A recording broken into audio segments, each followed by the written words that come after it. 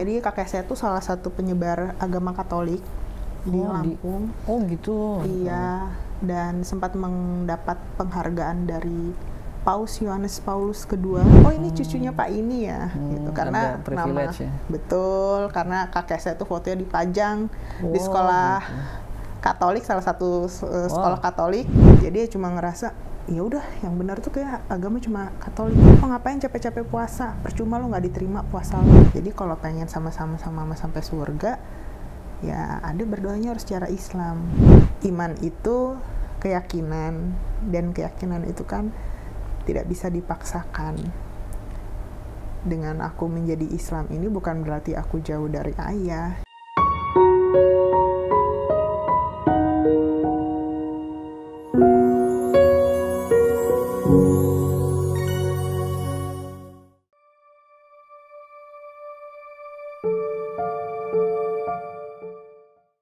Bismillahirrahmanirrahim. Assalamualaikum warahmatullahi wabarakatuh. Masya Allah.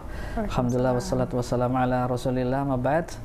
Masya Allah pemirsa Wakaf TV dimanapun Anda berada, kembali lagi kita bertemu di Wakaf TV, channel YouTube Wakaf TV, yang tentunya kita menghadirkan narasumber atau tamu-tamu yang hadir di sini seorang mu'alaf atau mu'alafah yang mereka masuk Islam dan memiliki cerita-cerita yang luar biasa, Masya Allah.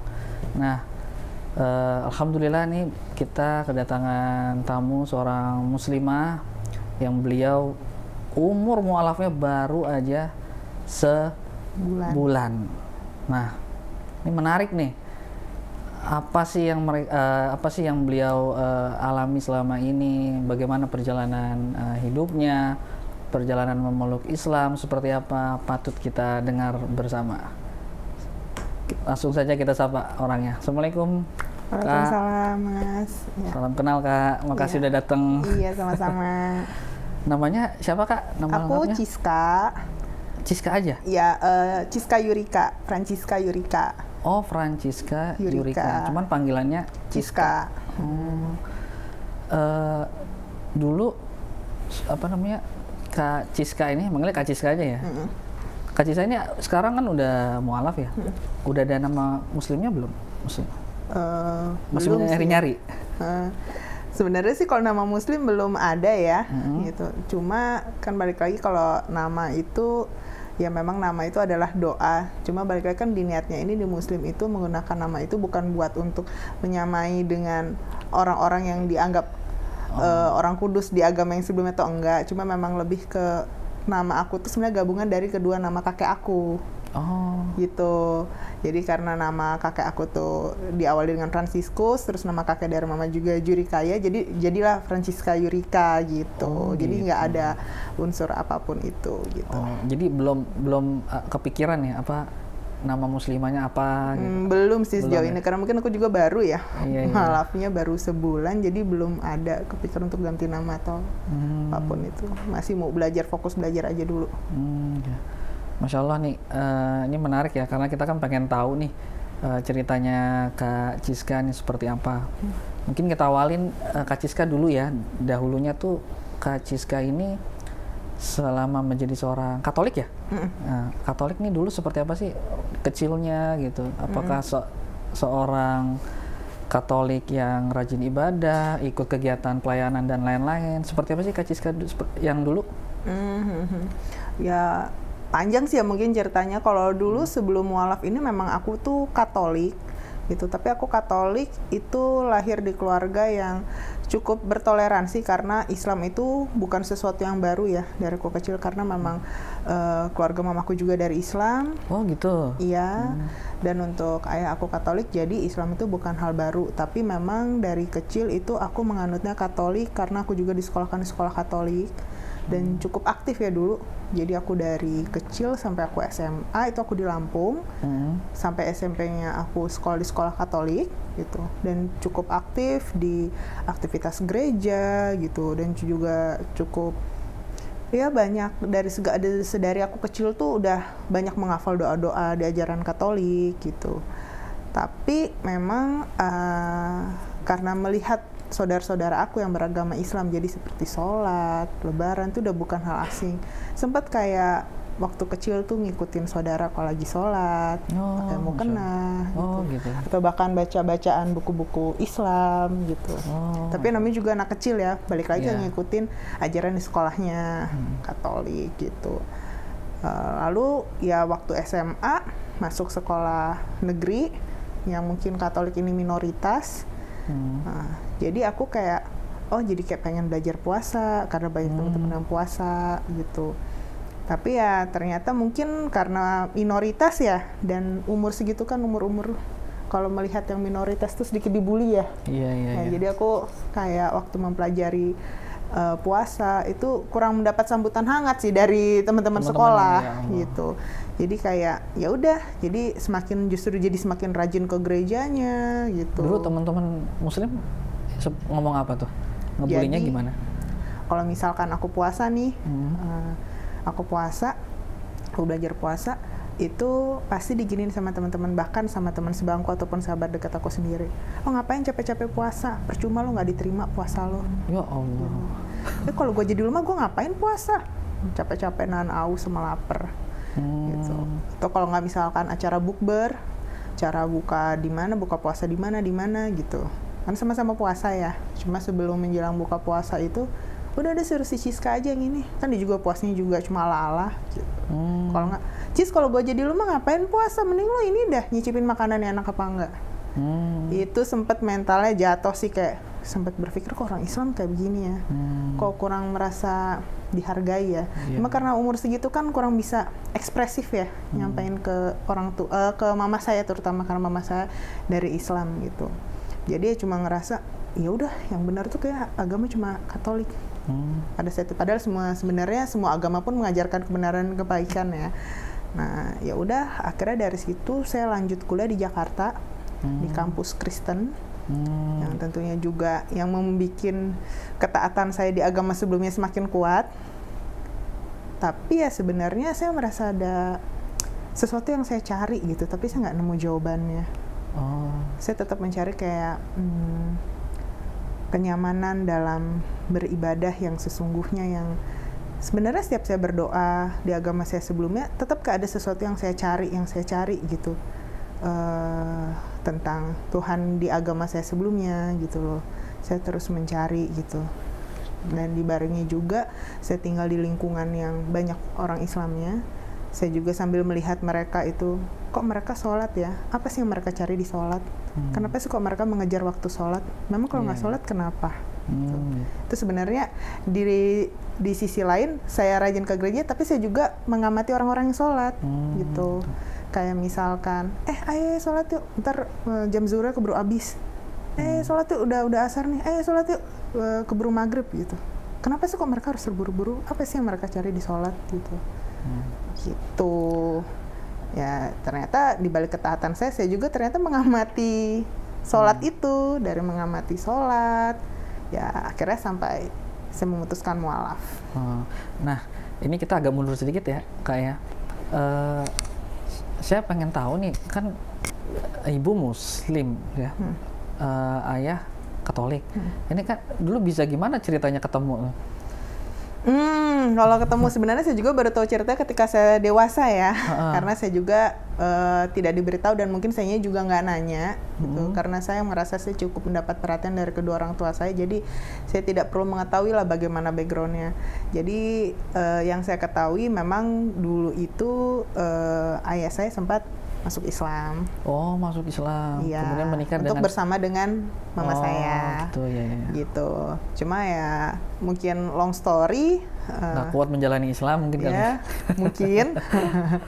Makanya sekarang ayah saya tetap menganut agama Katolik gitu. Dan mama saya memang dari kecil tuh Islam, keluarga Islam. Ya jadi memang secara tidak langsung sebenarnya ajaran-ajaran yang mama saya tanamkan ke saya itu ya sebenarnya ajaran Islam gitu.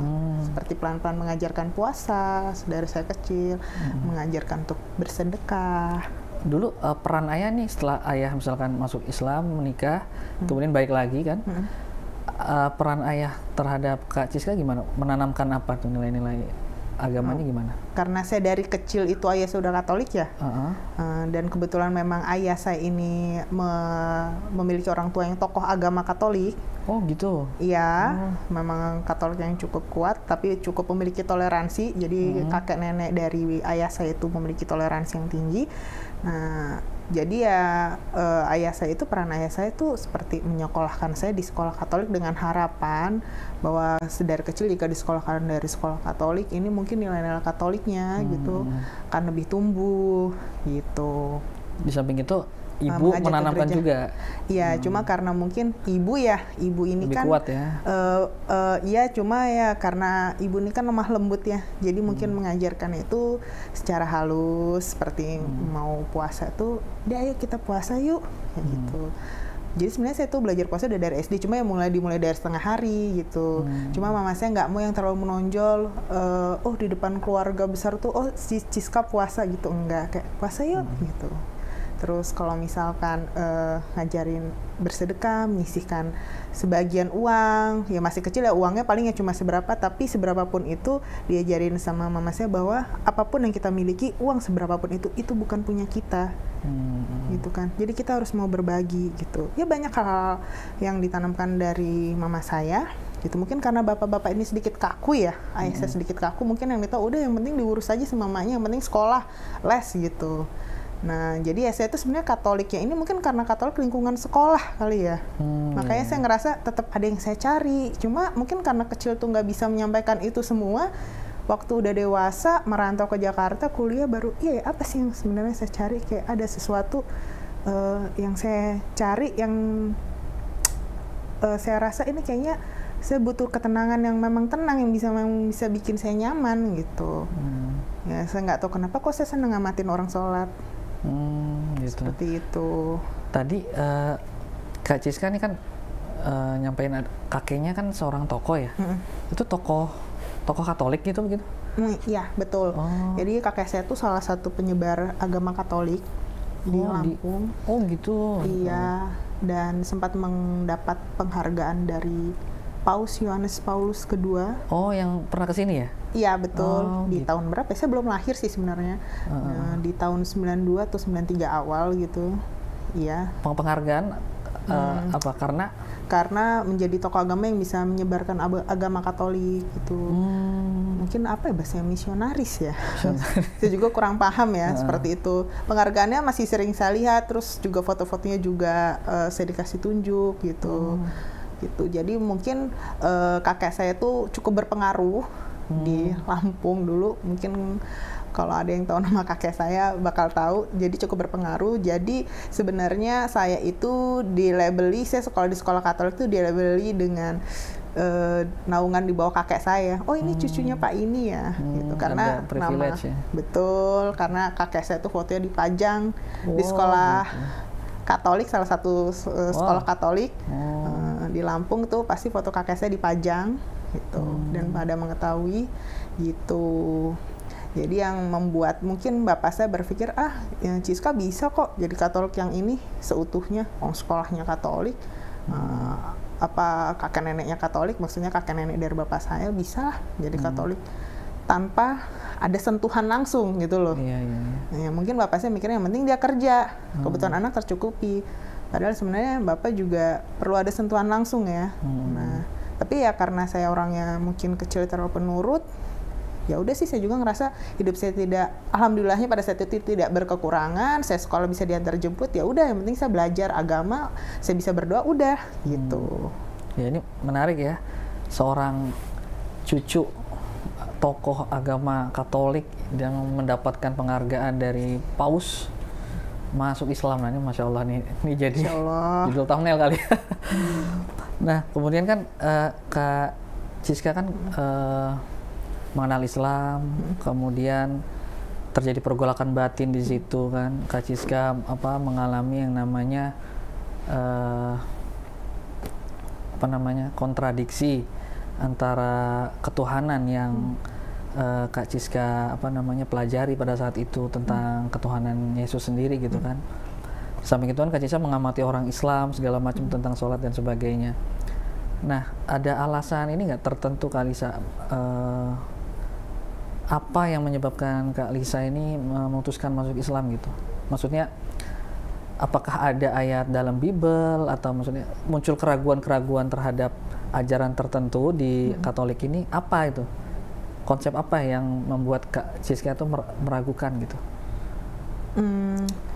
Kalau meragukan, sebenarnya sih saya bukan meragukan ya, nanti mungkin lebih kayak saya melihat bahwa kenapa awalnya nih yang saya pertanyakan, kenapa Nabi Isa itu ada di Al-Quran, tapi kenapa Nabi Muhammad tidak ada di Alkitab? Jadi perbandingan kitab ya?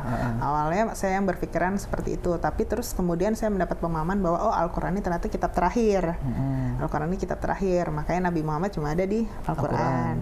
Oke, lalu saya mendapat pemahaman Nabi Isa di Al-Quran, kenapa dengan Nabi Isa di Alkitab ini berbeda, gitu kan? Kenapa berbeda? Dan sepemahaman saya yang masih minim ilmu ini, sepemahaman saya, Nabi Isa ini ya Nabi gitu loh. Sedangkan di Alkitab itu dituhankan.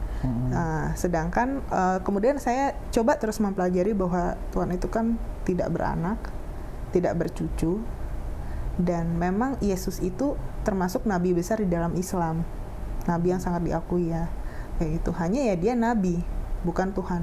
Entah kenapa kalimat-kalimat seperti itu tuh yang terus muter gitu loh di otak saya. Bahkan saya sempat membaca beberapa konten-konten tentang mualaf. Ada yang saya lupa ya, tapi dia laki-laki, dia sempat bilang gini, dia bahwa dia mualaf dan dia disalahkan oleh orang-orang di agama sebelumnya bahwa katanya dia meninggalkan Yesus, dan kemudian dia lantang dia menjawab bahwa dia tidak meninggalkan Yesus. Dia tetap menganggap Yesus, menghargai Yesus, menghormati Yesus ya sebagai nabi, bukan Tuhan. Di situ saya tuh berpikir keras ya, iya ya, Yesus ini nabi gitu loh, bukan Tuhan gitu. Yang mikir Islam pun tidak meninggalkan Yesus. Islam itu menganggap Yesus ya sebagai nabi, Nabi Isa, sebutannya Nabi Isa Al-Masih. Itu yang ngebuat saya bahwa ya Tuhan itu Allah, Tuhan itu Allah. Dulu mungkin di agama sebelumnya saya menyebutnya Allah. Jadi tidak ada nabi itu yang Tuhan, tidak ada nabi sebagai Tuhan. Nah dari situ yang saya terus pelajari, mungkin itu cuma sepenggal kalimat sederhana, tapi itu yang muter terus gitu di otak saya, muter terus, pikiran terus ya? Nggak bisa tidur. Nah, intinya saya nggak meninggalkan Nabi Isa ya kalau saya masuk Islam, saya tidak meninggalkan Nabi Isa kalau saya masuk Islam gitu, karena Nabi Isa adalah nabi yang sangat diagungkan juga, nabi besar di Islam. Yang kemudian saya coba, kalau ditanya apakah ada ayat di Al-Quran yang menggugah hati saya, sebenarnya belum ya, karena saya juga belum bisa baca Al-Quran dengan lancar. Cuma saya dari mempelajari sholat, saya coba mengambil wudhu. Di saat saya sakit, saya coba mengambil wudhu. Lalu sebelum saya mualaf, saya memang pernah ikut kajian. Bahkan saya kalau ke toko buku, saya beli bacaan doa harian Rasulullah. Gitu. Dan itu saya baca. Karena saya belum bisa sholat, jadi ketika saya mau baca buku itu, saya ngambil wudhu dulu. Saya beli mukena, saya pakai mukena, dan mendapatkan kenyamanan yang nggak bisa diungkapkan dengan kata-kata nyaman, tenang. Padahal belum mualaf ya, cuman baru mempelajari Islam gitu kan. Sebelum masuk Islam, ini menarik sih, pelajaran juga bagi teman-teman mualaf. Sebelum masuk Islam harus belajar dulu lah, yakin itu Islam seperti apa ya, dengan baca buku atau bertanya pada orang. Nah terus lanjutannya gimana tuh Kak setelah baca-baca? Nah setelah baca-baca itu sebenarnya kalau untuk meyakini ingin masuk Islam itu pelajaran udah dari lama ya, udah dari lama, cuma memang baru saya tekadkan tuh bulan lalu, ditambah waktu COVID itu mama saya itu sempat kena COVID, sampai pakai tabung oksigen, dan itu tidak bisa dikunjungi siapapun. Saya juga cuma video callan dari Jakarta, nangis-nangis karena nggak bisa juga ke Lampung. Entah kenapa saya keinget sama omongan salah satu saudara saya yang beragama Muslim, tapi omongan itu diomongin waktu saya masih SD, masih kecil, dan mungkin saya belum nangkep omongan itu. Kalau adik berdoanya bukan Islam, doanya nggak nyampe ke mama. Nah, jadi kalau pengen sama-sama mama sampai surga, ya adik berdoanya harus secara Islam. Nah itu tiba-tiba keinget waktu mama saya kena COVID. Nah itu saya udah punya tekatan, saya pengen bareng-bareng sama mama saya nih sampai surga gitu. Tapi untuk memulainya mungkin ya belum ada actionnya gitu loh. Ibaratnya udah punya visinya, cuma misinya belum dijalanin gitu. Nah, saya juga kan nggak mau menjadi Islam tanpa mempelajari. Makanya saya terus pelajari, saya coba baca-baca bukunya gitu. Dan saya coba menerapkan wudhu biarpun saya belum sholat. Saya coba baca-baca, terutama baca doa harian Rasulullah ya. Entah kenapa saya mulai rutin baca itu gitu kan, ada doa mau ngapain apapun itu pasti ada doanya. Saya coba terapkan itu dan ya tenang. Masya Allah. Gitu. Sampai akhirnya bulan lalu saya memutuskan untuk memeluk agama Islam. Masya Allah, alhamdulillah. Masuk Islamnya di mana, Kak? Di Lampung. Di Lampung ya? Iya. Di masjid apa Islamic Center atau di kantor agama. KUA? Iya. Oh, Masya Allah. Nah, Kak Ciska nih kan setelah masuk Islam ya. Nah, ada nggak sih nih hambatan, tantangan selama masa pencarian Islam atau setelah masuk Islam gitu? Jadi muncul teror atau pikiran-pikiran atau bisikan-bisikan yang mengganggu. Jadi ada sesuatu yang menghambat gitu untuk memeluk Islam. Ada nggak? Teror mungkin nggak ada ya Mas ya. Hambatannya biasanya sih dari yang orang-orang udah tahu ya. Kalau pindah agama tuh pasti yang dijauhin dari, kadang ditentang oleh orang tua sendiri. Itu pasti. Saya kan mualafnya baru sebulan lalu. Dan jadi memang saya niat pulang ke Lampung tuh memang untuk mengurus proses mualaf saya, jadi sekalian saya ngurus KTP gitu, mengurus administrasi. Nah, namun sebelumnya saya sempat ketemuin ayah saya. Ya, seperti yang orang-orang pasti sudah tahu ya, kalau kita mau pindah agama itu kan pasti ditentang ya. Dan tentu ditentang sama ayah saya. Sedih ya, pasti ya, nangis iya. Cuma balik lagi, niat saya apa? Saya kan mau ngajar surganya Allah. Saya mau masuk Islam itu karena memang niatan dari dalam diri saya, memang bukan karena disuruh ini, karena kepengen ini, enggak. Apa ada paksaan? Iya, karena memang itu yang saya nyamanin. Apalagi saya kan juga udah dewasa gitu. Jadi ya saya bukan membangkang dari ayah saya, tapi ya memang itu pilihan saya gitu. Dan pada saat saya mengucap syahadat pun saya diberi nasihat bahwa biarpun orang tua kita itu berbeda agamanya dengan kita tetap harus menghargai, menghormati, harus tetap taat, harus tetap mendoakan terutama. Apalagi doa anak perempuan itu kan cepet banget nyampenya. Kalau kita doain bapak sendiri kan cepat dijabah sama Allah. Ya udah dari situ ya, setelah saya masuk Islam, saya terus doain ayah saya semoga bisa menerima saya. Alhamdulillah jika memang mau ikut saya gitu kan. Amin gitu. Kalau untuk hambatan yang teror atau dari circle pertemanan pun sebenarnya nggak ada ya. Karena memang saya di sini juga banyak juga saya berteman dengan orang muslim ataupun non muslim. So far sih welcome dengan mengetahui saya mualaf dan berhijab saat ini, yang masih belajar ini gitu. So far welcome gitu. Kalau dari keluarga yang lain, keluarga besar gitu? Karena mungkin baru mualafnya ini baru ya, jadi mungkin belum banyak yang tahu gitu. Kakek udah nggak ada. Jadi kakek-kakek yang saya ceritain tadi udah nggak ada, udah almarhum semua. Waduh, kalau ada gimana deh tuh? Tapi kakek saya cukup toleransinya cukup tinggi, bahkan sempat kakek saya itu karena tahu mantunya juga dari muslim kan. Jadi memang bahkan di rumah dulu, mungkin saya belum lahir, itu menyediakan musola kecil untuk gitu ya. keluarga-keluarga non muslim yang ingin menjalankan ibadah sholat gitu. Jadi cukup toleransinya cukup tinggi. Jadi yang keluarga yang muslim ada tempatnya untuk sholat. Betul. Gitu ya. Ya Masya Allah. Menarik sekali ya. Nah, kan umur Islam Kak Lisa kan baru Kak Ciska kan baru sebulan ya. Nah, Kak Ciska ini kan udah ngaji nih, sekarang udah mulai ngaji nih. Apa yang Kak Ciska rasakan nih setelah memeluk Islam gitu? Jadi apakah Kak Ciska mulai ada target-target atau apa yang ingin dicapai gitu? Ada nggak? Kalau yang dirasa, entah kenapa sangat merasa lebih sangat bergantung sama Allah. Oh, Masya Allah. Gitu. Sangat bergantung sama Allah, sangat ngerasa kecil banget. kecil banget, lebih kecil dari debu di hadapan Allah. Benar-benar sangat ngerasa bergantung sama Allah. Di agama saya yang sebelumnya saya cukup taat ya, cuma ternyata saya menganggap bahwa iman itu adalah ketika kita berdoa dan percaya sama Tuhan kita, itu iman. Padahal sebenarnya iman itu adalah yang benar-benar kita yakini, bukan sekadar oh saya hafal doanya gitu, ya udah itu udah beriman. Ternyata enggak. Iman itu tuh benar-benar kita merasa kita bergantung sama Allah, kita nggak ada apa-apanya, kita mau ngapa-ngapain butuh Allah, izin Allah dulu. Nah itu yang di Islam yang saya rasain, benar-benar saya mau ngapa-ngapain tuh kayak apa-apa tuh harus discuss gitu sama Allah. Berserah diri ya. Islam kan artinya berserah diri. Benar-benar seberserah itu sama Allah, benar-benar kayak mau kemana-mana tuh kayak bukan tidak takut, tapi kayak ada Allah kok yang lindungin, apa-apa ada Allah gitu. Lebih ngerasa bergantung sama Allah. Dan yang saya tahu adalah Islam itu mengutamakan adab sebelum ilmu.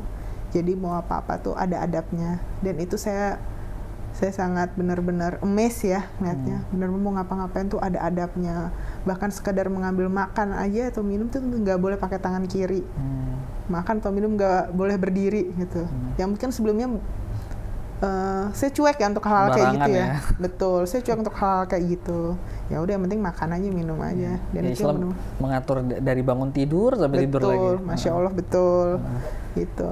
Itu yang bikin saya ngerasa tenang ya setelah memeluk Islam. Dan untuk targetnya sendiri, karena saya masih belajar banget, masih minim ilmu juga, ya harapan saya sih ya kalau saya bisa cepat melafalkan bacaan-bacaan yang diajarin. Saya juga sebenarnya sholat ini masih dipandu, belum lancar, tapi saya usahakan saya untuk selalu sholat tepat waktu. Saya karena jauh dari mama saya, jadi kadang saya sholat dipandu pakai video call. Oh, Masya Allah. Atau kebetulan saya juga belajar agama, guru agama saya juga ngasih bacaan-bacaan tuh, bacaan-bacaan ditulisin di kertas kecil-kecil gitu. Nanti ini dibaca, jadi saya tempel tuh di lemari. Saya fotokopi lagi, saya laminating, saya tempel di lemari. Oh, jadi ini urutannya ini yang dibaca ini gitu. Nah ini Masya Allah, saya penasaran nih Kak Ciska nih. Kan setelah masuk Islam, belajar segala macam, ada nggak ujian yang dialami gitu? Biasanya nih mualaf-mualaf nih setelah masuk Islam langsung Allah langsung uji imannya segala macam, keluarga, ekonomi dan lain-lain. Kalau uji pasti ya. Ada ya pasti ya. Iyalah, ujian terbesarnya adalah meyakinkan ayah saya sendiri sih, itu gitu. Termasuk ujian yang besar.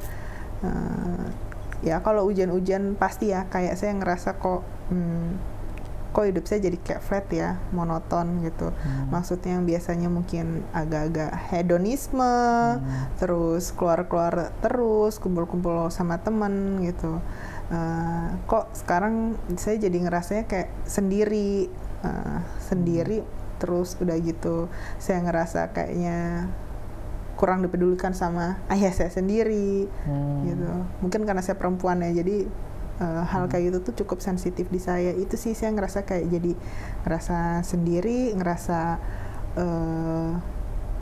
gak punya kekuatan apa-apa. Tapi sebenarnya dibalik saya ngerasa sendiri itu tuh sebenarnya Allah tuh pengen saya lari ke Allah. Iya betul, saya baru pengen ngomong gitu. Jadi kesendirian, merasa kesendirian Kak Ciska itu, Allah pengen Kak Ciska tuh bergantung sama Allah terus. Jadi nguatin fondasi itu supaya bisa melewati tantangan-tantangan atau ujian nanti gitu. Betul. Dan tentunya saya tuh sebelumnya punya rasa kurang percaya diri ya menggunakan hijab keluar gitu. Menggunakan hijab keluar itu saya kurang punya rasa percaya diri karena mungkin saya keluarga saya kan dari ayah saya juga kurang mendukung. Jadi ketika kita melakukan sesuatu yang kurang mendapat dukungan, tentu kita merasa punya rasa kurang percaya diri ya. Saya awalnya kurang percaya diri sampai saya akhirnya ketemu Mualaf Center Indonesia. Awalnya tuh sekali ke sana pakai kerudung, besoknya ke sana. Terus besoknya lagi mau keluar kok kayak nggak pakai kerudung tuh kayak gimana gitu. Ya saya nyoba keluar pakai kerudung tapi sendirian gitu kan, kayak kemana ke mall, sebenarnya lebih kayak ke meningkatkan rasa percaya diri aja. Kok makin lama ya nyaman aja, ya udah karena dipakai aja terus gitu. Ya, Masya Allah, semoga istiqomah ya Kak ya. Amin. Kak Ciska udah berkeluarga? Belum. Oh belum. Nah, insya Allah udah ada calonnya. Udah calon ya. Udah ada. Ya amin, semoga ke jenjang pernikahan ya. Iya, dan dapat dukungan yang penuh juga. Ya, amin, insya Allah. Nah, Kak Ciska nih, terakhir nih Kak Ciska nih, sebelum saya menanyakan harapannya nih, Kak Ciska ada yang ingin Kak Ciska sampaikan nggak nih ke ayahnya, kalau ayahnya ini nonton, ini kan podcast nih perdana gitu. Mungkin Kak Ciska merasa ada canggung atau bagaimana gitu, ingin ngomong ke ayah gitu, mungkin Kak Ciska bisa lewat sini melalui channel Wakaf TV, mungkin kalau Kak Ciska pengen ngomong sesuatu. Nangis nih nanti kalau suruh ngomong ayah. Iman itu keyakinan, dan keyakinan itu kan tidak bisa dipaksakan. Dengan aku menjadi Islam ini bukan berarti aku jauh dari ayah, justru aku semakin terus mendoakan ayah, yang insya Allah doanya itu dijabah sama Allah untuk ayah sendiri.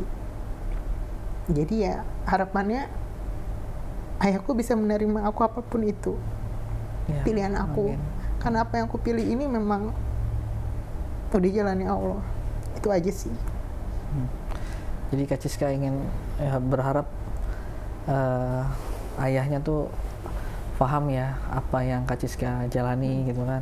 Iman Islam ini gitu, ini adalah pilihan hidup, dan ini juga takdir Allah Subhanahu wa taala gitu. Ya mudah-mudahan juga masuk Islam ya, mengenal, terbuka, masuk Islam.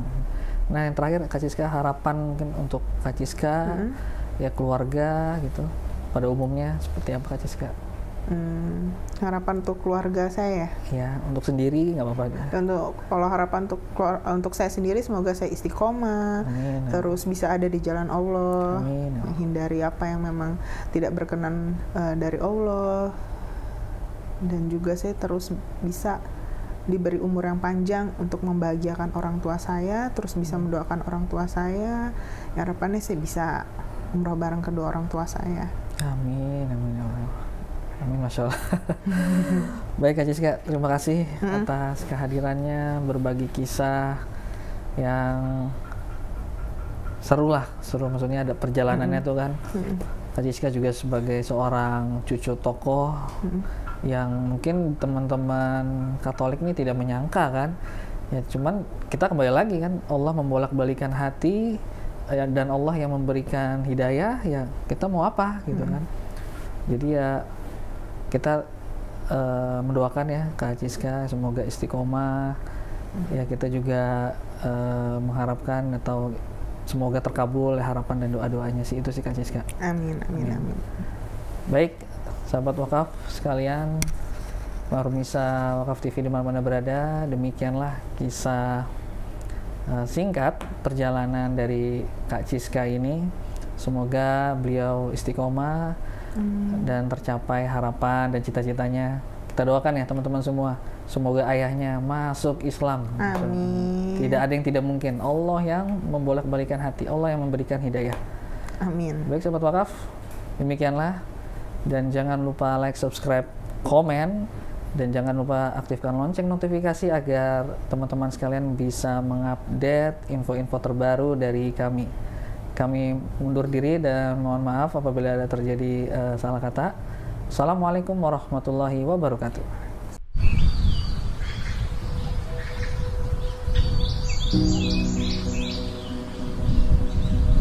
Jadi Talawid Kampung Pesantren ini terletak di Kecamatan Kendaher, kurang lebih dari pusat kota Tahuna 30 menit, di sebelah utara kota Tahuna.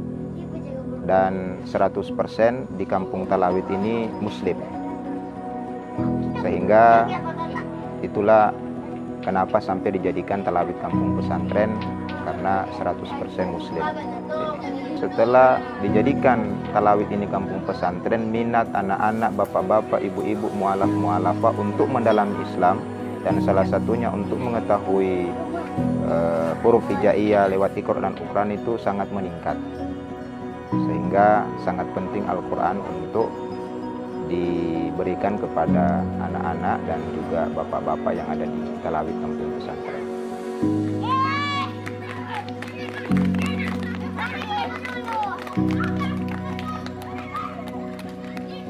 Itu 1 bulan sudah ada 5 yang robek, karena memang anak-anak Jadi entah karena semangatnya atau semangat bermainnya, jadi memang butuh dibantu Iqra dan juga Al-Quran karena dengan alasan tadi. Jadi harapan kami ke depan dari Badan Wakaf Al-Quran bisa memberikan Al-Quran kembali untuk taman pengajian di Talawid Kampung Pesantren.